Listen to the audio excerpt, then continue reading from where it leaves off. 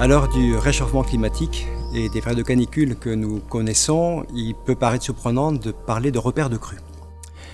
Et pourtant, les habitants de la rivière Calavon-Coulon savent que cette rivière peut être parfois dangereuse. De nombreuses crues ont été constatées, notamment pour les plus marquantes, 1925, 1951 et plus récemment 1994 et 2008.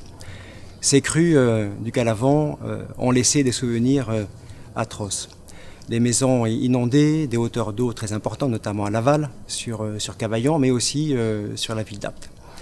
Pour garder cette culture du risque, pour ne pas oublier qu'habiter près d'un cours d'eau est dangereux, il est nécessaire de garder en souvenir les plus hautes eaux enregistrées sur le territoire. Pour cela, une opération a été inscrite, financée par des partenaires dans le cadre d'une opération qu'on appelle le PAPI, un programme d'action et de prévention des inondations. Cette opération se déroule sur l'ensemble du territoire. On essaye de faire en sorte que ces repères de crues soient facilement identifiables pour que tout un chacun, en passant à côté, puisse se dire « l'eau est arrivée à une époque, jusque-là ». Donc pour illustrer ce que je viens de dire, je vais laisser la parole à Gaëlle Leteron qui va expliquer le cas de la ville d'Apt.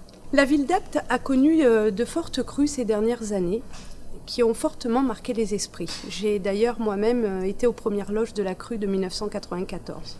Les communes ont pour obligation de représenter les plus hautes eaux connues. À ce titre, 8 repères de crues ont été installés sur la commune d'Apt, s'ajoutant aux 5 déjà existants. Cette opération, qui est importante pour le territoire, mais aussi pour le syndicat de rivière, va être complétée par des opérations en direction des publics jeunes, les scolaires.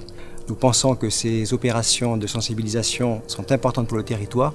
Le territoire doit vivre avec son passé et construire son avenir sur ces bases-là.